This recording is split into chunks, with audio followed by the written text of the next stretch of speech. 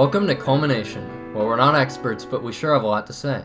In the process of becoming our best self, I have with me my sister-in-law, who's also a science teacher, Miranda Kaufman, to discuss compatibility and the importance. And with that said, let's get started. So Miranda, what is compatibility? Well, I think compatibility is kind of how well two people kind of mesh together. Another way to explain it is like-mindedness. So how two people's priorities or the things that they like or the things that they try to do kind of coincide, so they're considered to be compatible. So it's just kind of like a connection that people share.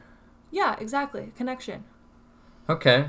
So let's get into that more. I remember that you approached me with an idea that kind of coincides with your science practice. Yes. So would you like to get into that? So this is mainly used in environmental science to kind of approach how you take care of the earth or don't take care of the earth. So there's basically three main priorities, and not everyone's going to fall into one category perfectly. People are usually kind of a mix. But there's biocentric. Bio means life, so that means you put animals first. So that is like me. I am extremely biocentric. My husband, Casey's brother, is also extremely biocentric. We are animals above everything. We don't kill bugs. We catch them and release them. We would never, we slam on the brakes to avoid running over a bird or a squirrel or something. So that's biocentric. So wait, real quick. So Yeah. You mean by priority as in just this above all, essentially? To a degree. So that's why I said you can be kind of a mix, because there are situations where you might not be biocentric. Like, for example, I'm not vegan or vegetarian.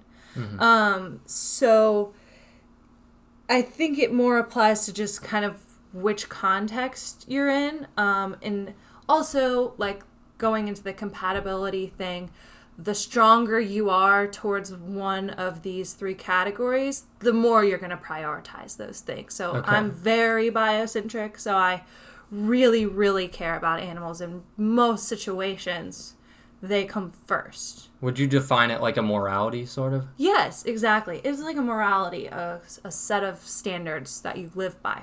Okay, that makes sense.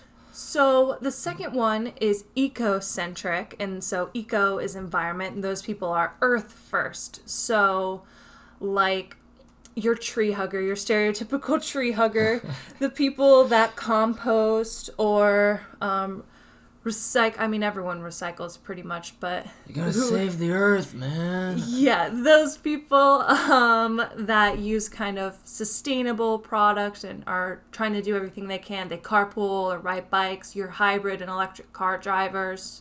Mm-hmm. So that's ecocentric. And then the last one is anthropocentric. So anthro means human, so that's humans first. And those people are usually people that hunt or are okay with hunting. That's kind of the example I use to describe anthropocentric is people who aren't afraid of driving big diesel guzzling trucks. They hunt. They don't care about running over animals or whatever. That doesn't matter to them. Which none of the three are right or wrong. It's just a personality kind of priority thing. Mm-hmm. So everyone's different. But yeah, so compatibility really does connect with these three kind of central what did you call them, moralities? Yeah, almost. Yeah. So I guess a good example of a good compatibility is my husband and I, in this context at least, we are both very biocentric. So I would never step on a bug. And if I did, it would really, really hurt his feelings and he would be upset. So I'm not doing things that's upsetting him just by nature, because my nature kind of matches with his nature. You know what I mean? Yeah. But then the other thing is, like, a bad example is, we'll just keep using Zach as an example because he's very biocentric. So someone that eats squirrels, like that they hit on the road on purpose, or do that kind of thing, or the best example is lethal traps. So people that put lethal, like pesticides, mouse traps or mole traps, pesticides, stuff like that around their house. Zach just automatically has kind of a weird thing with them because he's already thinking, oh, they do this horrible thing to these animals, I don't like them. Mm-hmm. So it kind of already puts him in that mindset. Yeah. So, yeah, those are the three main things. And what happens when you have a relationship or just friends who are in different realms of the centrisms? Yeah, I mean, our roommate from college, he's very anthropocentric. So we're still friends. Obviously, we were roommates, and he was a great roommate. It's just something that you have to kind of... I know we were aware of it, but I think we were focusing on the other reasons we were friends, because compatibility doesn't just fall in the realm of, okay, animals, humans, or the earth. Mm-hmm. There are so many more things that come into play with your personality and what you like and what they like and stuff like that. So, yeah, I mean, we were definitely still able to be friends with him, and we focused on the things that we did like. We didn't argue too much about like him eating an animal he would go hunt or something. Mm-hmm. But that's the other thing is, hunting for eating is not that bad. But then if you tell Zach or me that you're going to hunt for a trophy, or just for fun, and then you just throw it away afterwards, then we'll get very mad, and then we're automatically not friends, pretty much. So, it's also kind of interesting how you brought this up, because it makes me think about, like in history, when you think about the, like colonialism with the American settlers in the East Coast versus the Native Americans who were there before them. And I can kind of see these centrisms where the cultures of the two were not compatible because of their centrisms. Like the Native Americans, you've heard the stories of they would hunt a buffalo and wouldn't waste any of the scraps. They would use their bones for tools. They would eat their meat, obviously, and they would use their fur for warmth or clothing. Yeah, they would use every single bit of it, being as conservative as possible. But the settlers just did not really care about them. They removed all these buffaloes as ways of removing the Native Americans, unfortunately. Well, that was a big thing with the plants, too. Like the settlers, the colonial people, they were not afraid to cut down trees and cut down plants and make way to build, like, their log buildings. But, they just didn't think about Native conserving. Americans considered land as sacred to them. It wasn't just something they were trying to conserve, but it was something they held above themselves. Right. And if you think about it too, it's like when the settlers were Christian, so the perception of God, or at least Jesus, is kind of like a human figure. Mm-hmm. They worship a human that's above them, essentially. He's not human, but if we're made in their image, then there must be some sort of human characteristic of God. But the Native Americans worshipped the land. That was essentially their religion. So that just goes to show how different it was. Yeah. So the settlers thought what they were doing was right because it was for God, for mankind, essentially. They did everything for mankind, but did not think about the consequences of the earth because they just didn't really think about it. Yeah, that's a great example of bio and anthropocentric clashing. But let me throw this into the ring. Do you think we've painted the settlers in a negative connotation? Because obviously it sounds bad when you're just saying it. But do you think they're necessarily in the wrong? Not necessarily, because they didn't know at the time. I mean, it depends on what they were thinking of. Oh, is this someone else's land we're trying to take over? Or were they really told that this is a territory we have to claim for our country and for our people? So they were trying to, at least in their eyes, they were serving their people. They weren't just being malicious for no reason. Mm-hmm. So like they had their own goals, and they were also commanded, so it wasn't exactly like they were calling the shots per se. Yeah.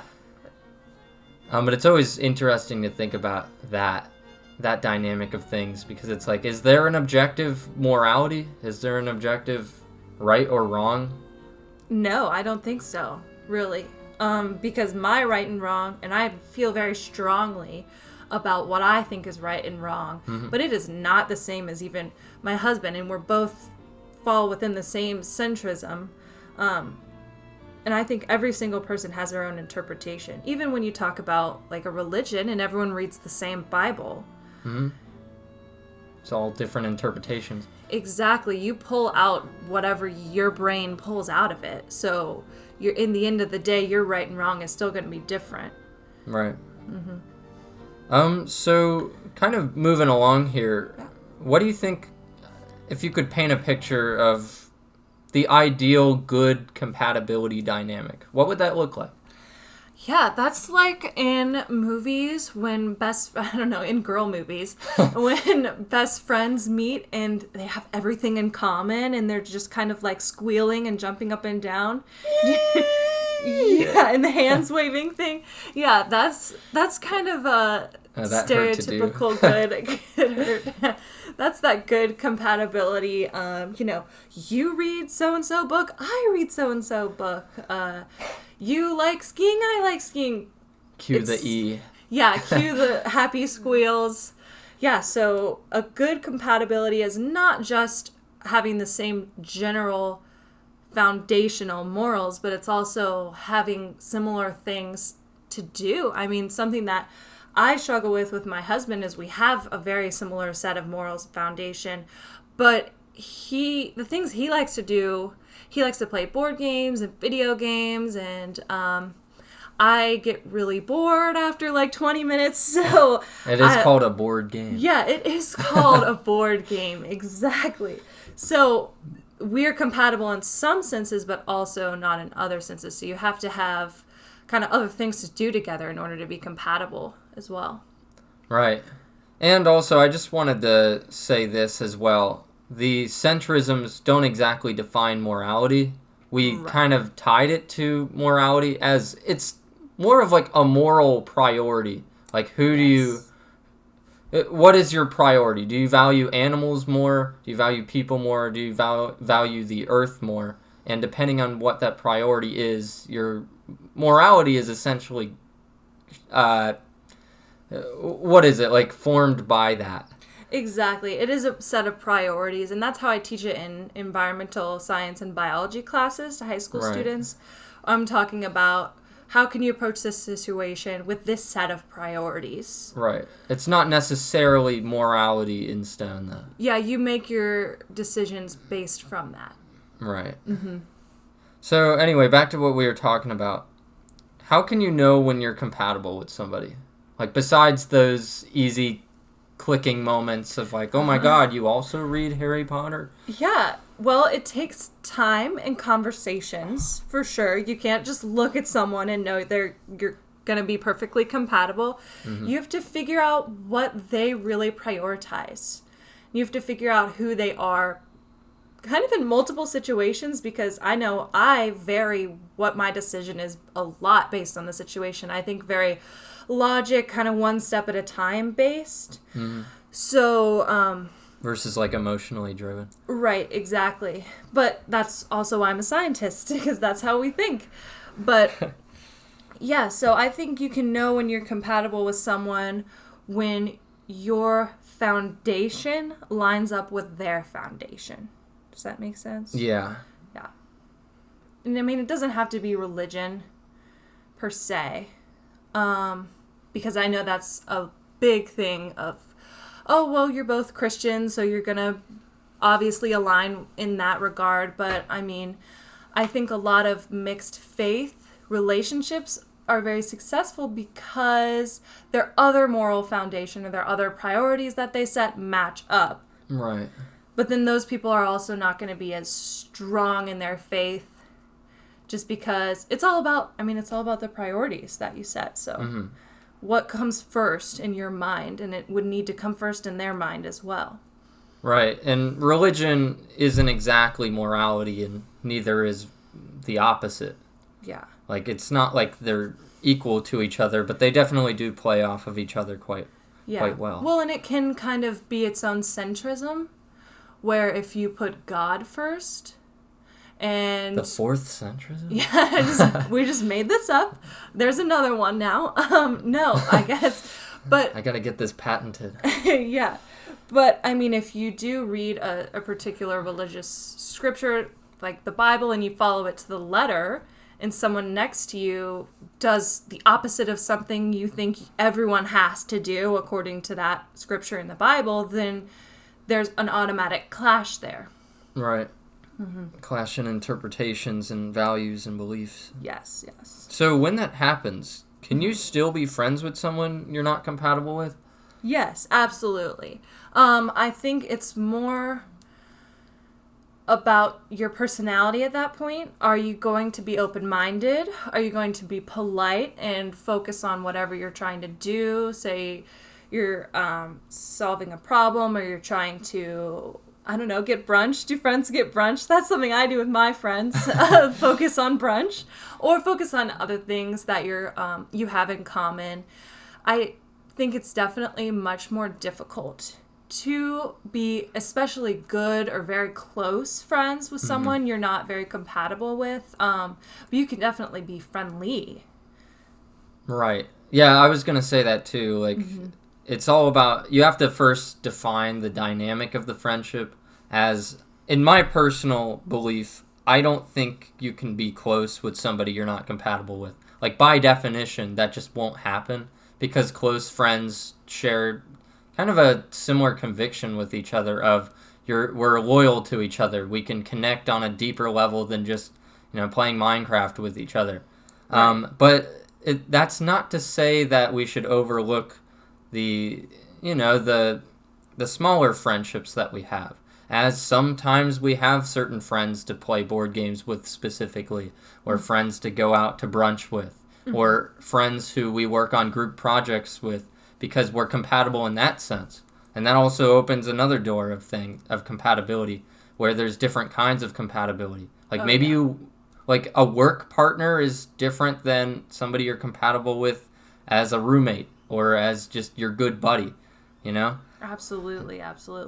And like there are people I'll work out with because they're very motivating, and we kind of play off each other in a positive way to help each other exercise, but then I would never work with them because I think like solving an actual problem, sitting down, it just wouldn't work personality wise. Do you know what I mean? Yeah.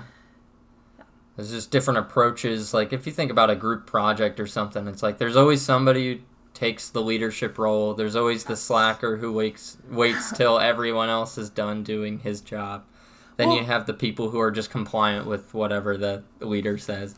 That's actually why teachers are told to give those roles in groups, so that like you'll have your leader, your facilitator, you'll have a note taker, writer, problem solver, questioner, the types of roles you might hear in a group project. We're actually supposed to give those because it helps students start somewhere because they're still kind of learning how to work with different personalities and different compatibilities. So it gives them kind of a role they can focus on so that they can learn to work together. And so then a lot of, I guess, only the positive ones, because I'm sure there are a ton of work relationships that are not positive, but successful work groups out in their careers, everyone kind of assumes their role. Yeah. So does that mean when teachers supposedly randomly assigned groups, they weren't necessarily It's usually not very random. Yeah. Or it's mainly random, but then they'll move just a couple students around depending on their personality and stuff. Just to keep them on their toes. Yeah. To think that the system's not fixed. No, exactly. So now I want to ask you, are some aspects of compatibility learned or inherent? I think that is a good question. So when we were talking about the religion part, that's learned, obviously, because you go to like Bible study or church or some type of school and learn the religion, and then you kind of agree with it. But there is a level of just when you're born, you are this type of person, kind of like, oh, so-and-so's always been a quiet kid, and they grow up and they're a quiet person. They like to read, they like to be on their own, that kind of thing. So I think it's a big mix, and it's all about kind of where you start, how you're born, and who you are wired to be, and then your experiences playing into that and changing it as you grow. Yeah, it's always weird to think about the nature versus nurture argument, as there's just so many factors, and we're born with a certain type of predisposition. Yes. And it's weird to think that we're not just static characters who never grow, because the fact that we grow makes everything more complicated. Yeah, well, and think about this. Some people take classes or lessons on how to get along with people better. So that's true. That's learning to be more compatible with a wider range of people. So that's absolutely going to change how they are, how their compatibility is from a learned aspect, even though they already started off as a certain way. Right, like anger management training for those who were born with anger. Me, yes. Exactly. So what was that like, if you don't mind me asking? Being angry? Or did you say you went through management? So when I was younger, there's the stereotypical third grader, parents get divorced, gets really angry now for no reason. Is that a stereotype? It is a stereotype. Well, I guess your parents are not divorced, but... My biases aside. Yeah, no, it is a stereotype.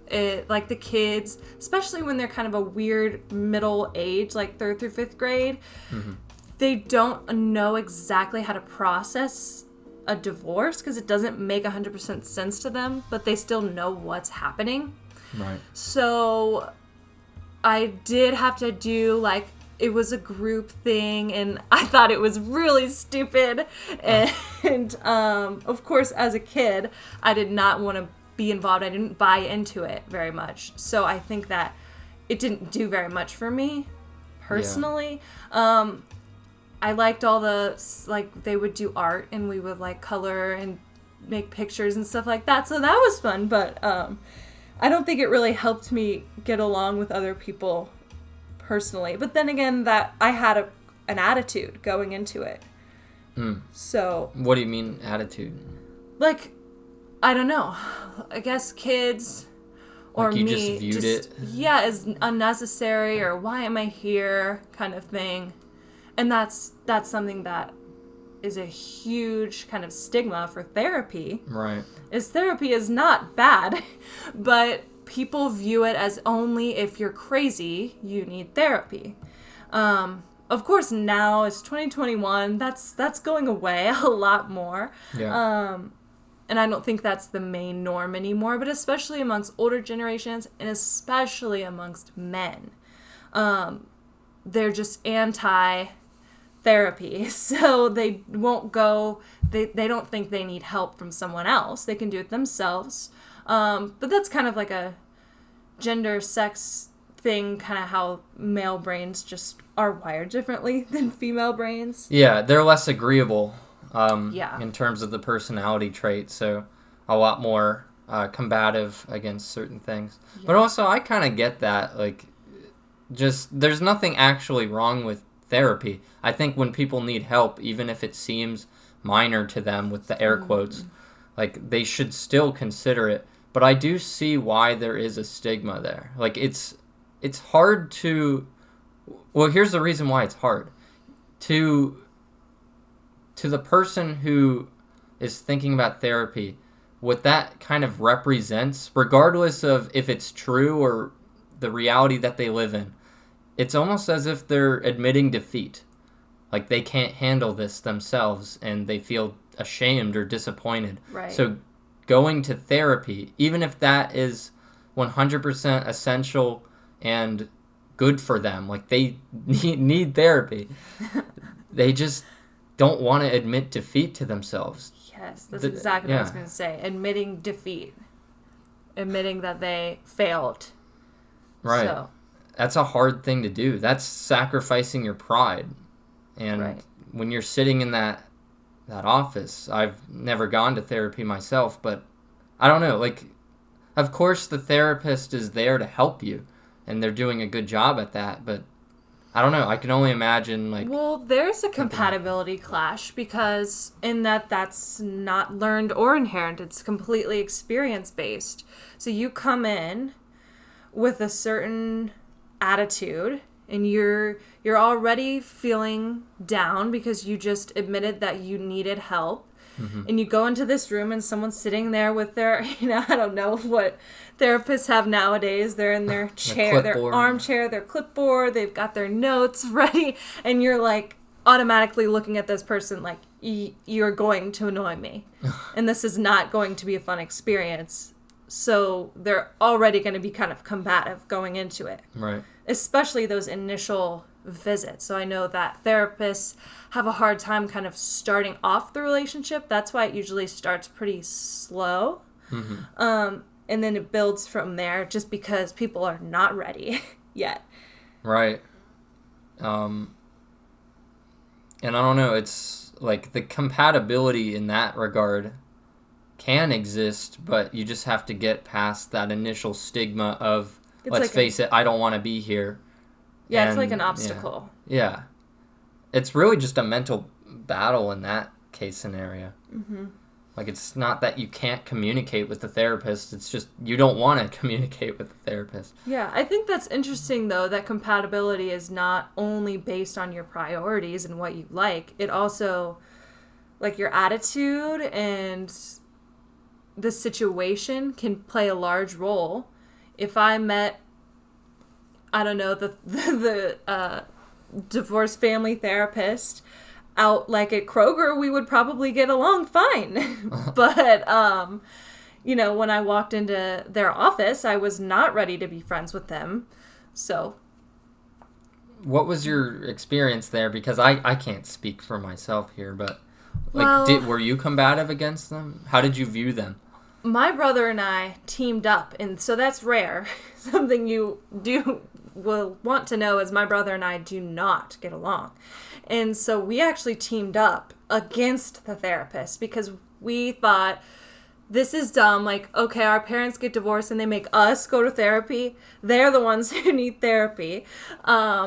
So he and I kind of, anytime the therapist tried to ask us a question or was trying to help solve a family issue, we would just kind of fight back and give him a hard time or just say snarky comments. The other thing was we were younger.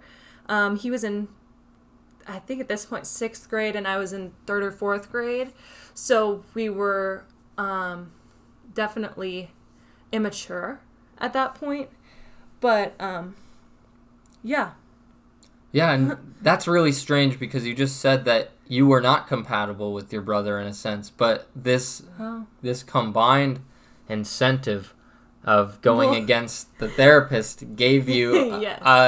An incentive of compatibility. Yeah, that's another situational thing. Like, the enemy of my enemy is my friend. So we were friends there. Of course, we walk out the room and we're enemies again, but... Or just like an ally. Yeah. Mm-hmm. And that, I think, that goes into kind of like diplomacy and like international relations. Oh, we're getting grand scale. Yeah, we're going grand scale because I think it's interesting. So you have certain, let's just talk about the UN ambassadors. You have certain countries that are clashing and they do not get along, but then there's a common something they're trying to solve, a problem that they're trying to improve. Like they're all in the UN. Well, right, together hopefully. To help. Yes, so then they'll work on the same committee or contribute to the same working paper to solve a certain issue. So, but then that's also just setting your differences aside, being a mature adult trying to work positively towards a goal and not being petty. So is that a key factor of compatibility, like responsibility and sacrifice? Yes, I think that's a good point, because when you have to do something with someone, even if you don't like them or you think they're crazy, you still have to suck it up and do it. So you kind of have to, I guess, be responsible for your goal and your organization, whatever you're trying to do. And yeah. Yeah, I definitely know that feeling and battle that a lot, because there's times where it's like, okay, a friend invites me. I was getting second person there. I do that sometimes. But a friend invites me to an event or something, like a party or a get-together, hang out with a bunch of people. And, it sounds great. It sounds fun. All my other friends are there. But then there's always like one person, one stinker of the bunch. And I always just assume the worst.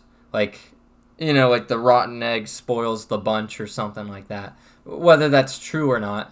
Usually, and I'll admit, when I end up going there, it's not that bad. And I was just overthinking everything like usual.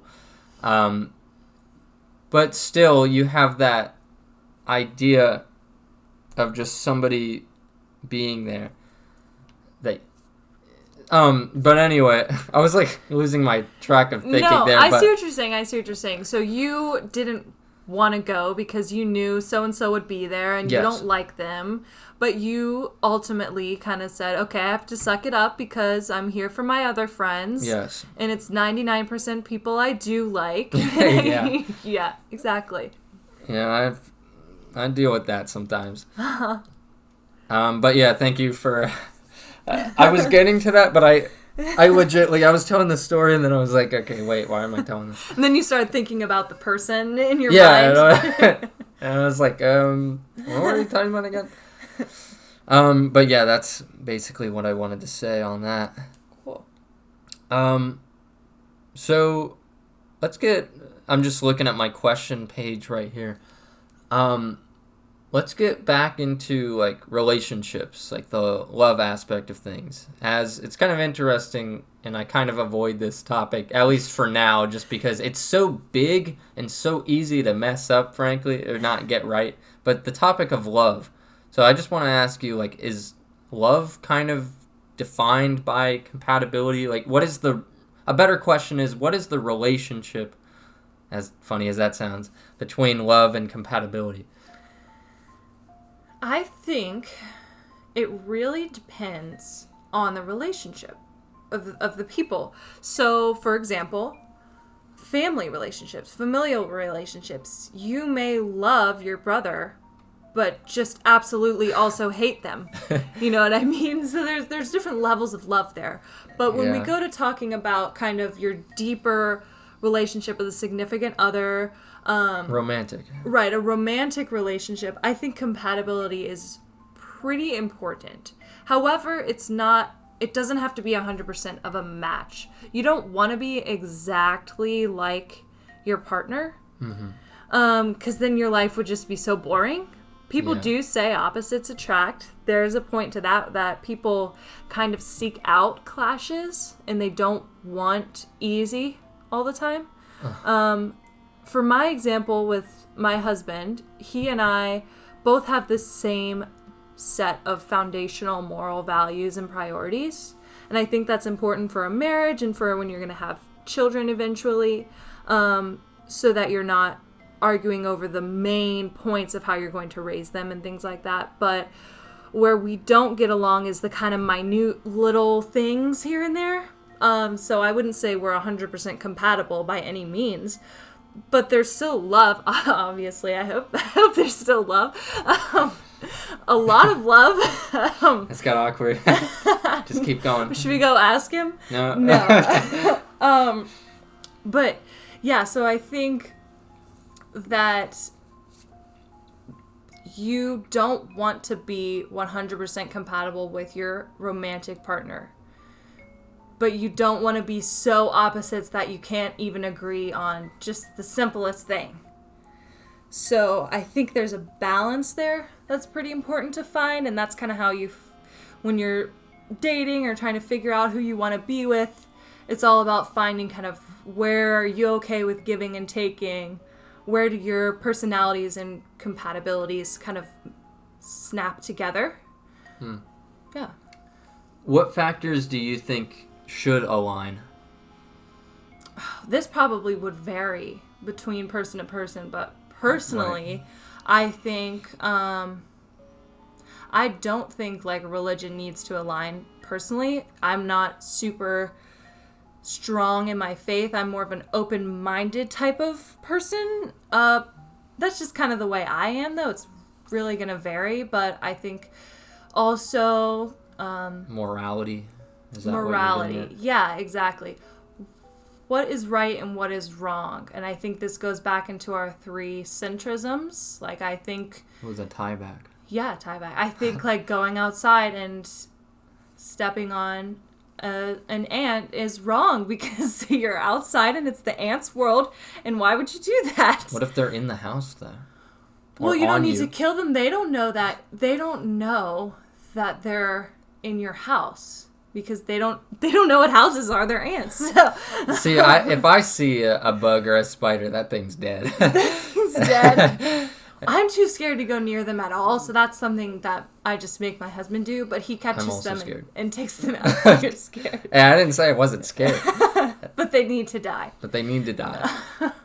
Well, so that's kind of a main thing. But I also find it very important. So I think my partner... I wouldn't be able to get along with a partner that was just okay with killing an animal because they were in their way or something. Yeah. Yeah, if it's outside, don't really mess with it. Yeah, exactly. The other factor that I think is pretty important is your ambitions. So... Are we back to the romantic relationship? Yes. Okay. Sorry. Yeah. No, yeah. With kind of making 2 people compatible in a romantic relationship, if you have the same or similar or lining up ambitions, so you're not. This is why most giant, huge, famous, mega people like, I don't know, Taylor Swift doesn't date like Casey Kaufman. Whoa! No. Yeah. Well, first of all, she doesn't know you. But I was also going to make the minor joke, but I'm not a minor anymore, so that's awkward. But... Well, besides the fact that that's an absolute no. Really? It's Taylor Swift. She's great. I would date her. Keep going. Anyway, I think that it would just be so difficult for someone that's, I guess, what you would be a quote-unquote regular person living in a lifestyle that just does not match their lifestyle at all. Mm-hmm.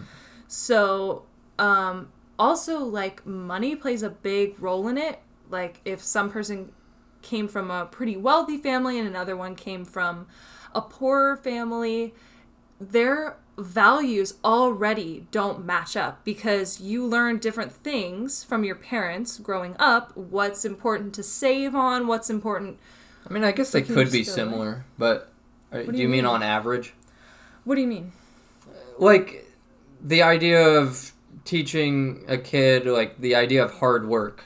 Like, yes. a rich kid can still learn that as much as a poor kid can. Oh, of course. But they will be learning it differently. Okay, that's what you meant? Yeah, so they don't have to. You know what I mean? But they should. So that's why their parents are hopefully being responsible and telling them, okay, you're not just going to be handed these millions of dollars or however much they have. Well, like the stakes are different. Right? Yeah, the stakes are different because especially with lower class families, some of the kids, they have to work in order to support their family even while they're in school. Right. So, yeah, I can definitely see how there's a distinction there. Yeah, and I think that would kind of contribute to a clash. But then again, all the things I've been talking about that kind of make people clash, you can still absolutely get over them. Just depending on how open you and your partner are and how willing to compromise and have conversations and communicate. I think Right. that's so important. So you can kind of, I guess you would say, force compatibility with communication and kind of open willingness to... Yeah, like the idea that it's fluid and not just forever, like... Right. Like, oh, you're rich and I'm poor, we're not going to be friends ever. No. I hope not. So. Right. So I guess we can talk about kind of the last major topic with compatibility that I wanted to get into. Mm-hmm. So we've talked a lot about like interpersonal examples of compatibility, like how do we get along with our family, how do we get along with romantic relationships, or just regular friends, close or acquaintance levels. Mm-hmm. But where else can we apply compatibility, or where else can we find it in life? Yeah, compatibility is definitely not just person to person. It is also person to job. So what kind of career you want to do. I know there are probably thousands, if not millions, of career aptitude tests based on your personality and based on what you want and like. I know of one that's actually called, my dad does it at his work, it's called the Predictive Index, and they kind of figure out your personality, your introvert, extrovert, all the other kind of components to that. I guess that's the Myers-Briggs thing. Well, that's a different test. That's the like ENTJ thing. Yeah. Yeah, it's similar to that, and then it goes into, okay, this is who you are, so these are the things, these are the jobs or kind of niches that are going to fit best for who you are and what you prioritize. Yeah. So if you are someone who doesn't like sitting, so you're not going to want to work at a desk. I mean, it can be as simple as that. Okay. But then it also can go much more into your deeper priorities and who you are individually. Which and you can kind of tie it back to the centrisms too, right? Yes, like, absolutely. I guess if I were to think about it, I'm probably like an anthropocentrist.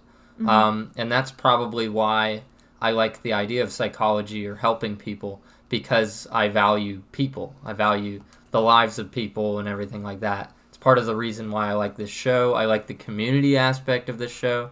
Like, I have multiple people who I work with. Like, my friend AJ does the music. My friend Hassan kind of helps, like, getting it out there more. Mm-hmm. My friend Pluto made some of the artwork for it, like our profile picture and the channel banner art. Mm-hmm. I don't know. I just liked working with everybody. I liked working with all of my guests. All 29 of them at this point. Wow. And that's not me. I am not. I'm a teacher, so you would think I would be, but no. No, I actually hate children. No, I don't hate them. But so I originally wanted to be a veterinarian. But and just that aligns with the centrism. That very much aligns with my centrism of biocentric. But, a number of factors, money and time kind of True. being the largest ones kind of changed it over. But me being a science teacher and teaching biology, I'm still very much able to fulfill who I am and what I want in my career and what kind of message I'm trying to send across. To people to kind of help carry out that idea, right? Yeah, exactly. Or just to help them. Something I prioritize other than animals is thinking like a scientist, scientific thinking. So I think that it's really important to kind of, what am I trying to say? Carry out across, like get across to people that it's much easier to solve a problem when you look at it like a scientist. Right. Or like you just believe in the logical approaches of things. Yes, absolutely. And kind of a phenomenon-based, look at this thing, figure out what's causing it. Right. Yeah. But yeah, all the centrisms can kind of... We gave our examples, but also I guess you could think of like tech people or innovative people. They journey out there to help everyday life. Yeah, and then you're also kind of making the connection in any job you do. Even if it's a job you don't want to do, to justify yourself doing it, you have to align it to your centrism or your values. Mm-hmm.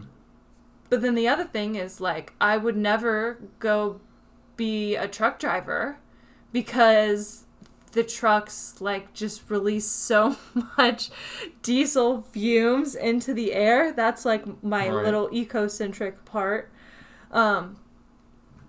So I think there are some absolute no's of things I would do. I would never work at a slaughterhouse. I would never be a butcher because that would be horrible. Yeah. Well, I just don't like seeing things getting mutilated in general. You don't like blood. I hate blood. You get grossed out. I can't. I had ear surgery and it's recently healed, and he still won't look at it because it's like the scar behind my ear because you're just too grossed out. No, I forgot about that. Oh, you forgot. Yeah, it's been months. Well, yeah. It looked pretty gross, though, originally. Yeah, I don't remember, but probably. So what other aspects besides work or a career? Where else can we find compatibility? I mean, with your location, with where you live, you've got your city, your rural, everything in between that. Living inland here in Cincinnati, Ohio, which is just crazy for me because I never thought I would live in a landlocked area. Being where I'm from, over in Virginia and South Carolina is where my family is. By the coast. Yeah, by the coast, by actual water. Yeah, I can't imagine living by water. Like, I think of the beach as like that thing that you go to every 2 years or something. And then it's gross and you just have to go with your family. No, not that. Okay. I mean... But it's not something is so readily available to you because it's nowhere near here. It's like a luxury. It's like beach is associated with vacation in my mind. Oh, not I see what you're saying. Not like, oh, I'm gonna go to the beach with my friends today on a Saturday. Like, yeah, you could just do that. I don't do that. I can't do that. Well, the other thing is I probably, if I didn't know Zach, my husband, I wouldn't live here. So there are definitely other factors and people you meet absolutely contribute, and your compatibility with them absolutely contributes to where you end up. Right. And you were willing to stay here. Like, that was part of the fluid compatibility.